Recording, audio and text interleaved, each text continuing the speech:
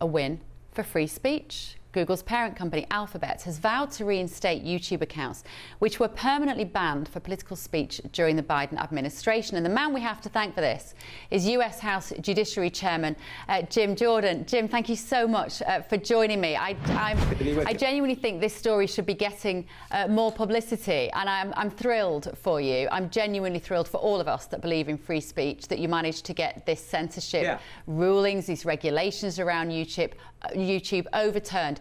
Tell us why you were driven to take issue with this and what's happened.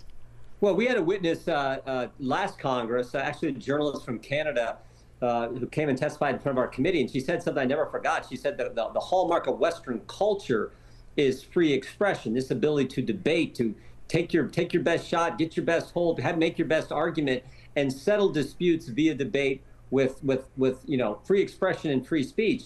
When you start to hinder that, we have the First Amendment in the UK. You have this, long history of the law protecting speech.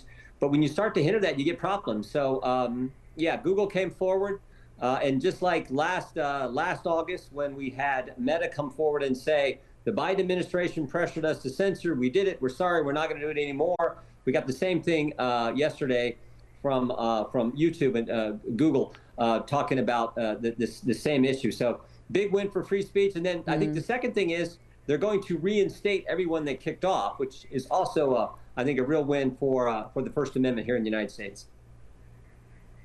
It really is. And are you aware of how different your approach to free speech and freedom of expression is here in the US compared to how it is in the UK at the moment? No, we sure are. I mean, we had Nigel Farage testify in front of our committee a few weeks ago. He did a great job. In fact, I told him afterwards, I said, any witness who can get members of Congress to laugh once is a good witness. Nigel did it 4 times. He was humorous, but he also made the point about how free speech and your right to speak out and free expression, how they're under attack. And literally, he testified, I think it was 2 days after Graham Linehan, the comedian, had done the tweet. So you're familiar with that situation where you had an Irish citizen tweet something in the United States, then fly to the UK. When he lands at Heathrow Airport, he's arrested. And what I've said since then is that could happen to an American. It's bad enough what's going on there, but that could happen to an American as well. It's why we had Nigel here. It's why we're concerned about what's happening with free speech in our country, what happened under the Biden administration, and currently what's happening in the UK and also in the EU. With the Digital Services Act is really scary. And we're concerned about that because, again, the hallmark of Western culture is the ability to debate and have free expression. But we're also concerned about what may happen to Americans, frankly, like what happened to the Irish citizen who landed there at Heathrow Airport. There were allegations, of course, last week that with Jimmy Kimmel having to step down because of being suspended because of what he said about Charlie Kirk, that Trump was somehow calling for that, and therefore there was a hypocrisy involved. You're the perfect person to just reflect on those allegations, Jim. No, I think that was a business decision.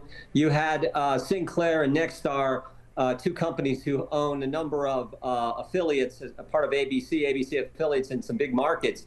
And they had expressed to ABC that they didn't feel like the people who were part of their network really wanted to watch Jimmy Kimmel late at night.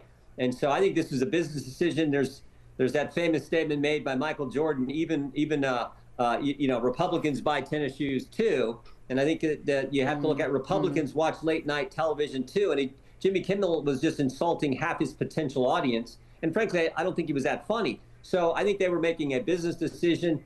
And the fact that they've reinstated him, I think, shows in like a couple days, shows that this was not some kind of censorship from the Trump administration. This was a business decision that Nexstar and Sinclair were making, and that's why you see the conflict. Nexstar and Sinclair, they didn't have him back on. He came back on last night on ABC, but on their affiliate stations, they didn't carry him. And just let me ask you as well, what did you find when you were looking into the pressure from the Biden administration particularly during the pandemic? What did you discover in this process about how much influence was being exerted by the White House on the social media companies? Third day of the Biden administration, there's an email sent from the White House to Twitter says, take down this tweet ASAP. And the tweet was from RFK Jr., a Democrat who would later run against Joe Biden for president before he dropped out of that race, became a Republican, and of course now is in the Trump administration. So they were censoring the very guy in their party who was going to run against them on the third day of the administration. That's how bad it was. And that's always how censorship works. It's always the people in power trying to limit the speech of people who are criticizing them. And of course, the irony I don't think is lost on anyone. Everything the Biden administration told us about COVID turned out to be false.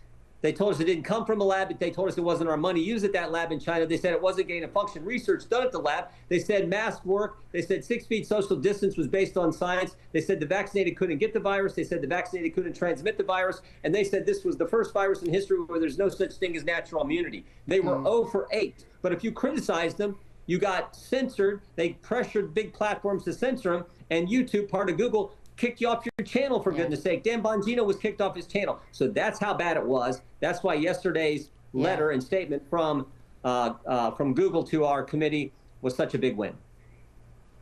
Yeah, it was. And Jim, I want to thank you from the bottom of my own heart personally for not letting this go and continue to shine a light on it. Everybody in the UK applauds this country for what you're doing to defend free speech at the moment. So thank you so much for joining us. Thank you.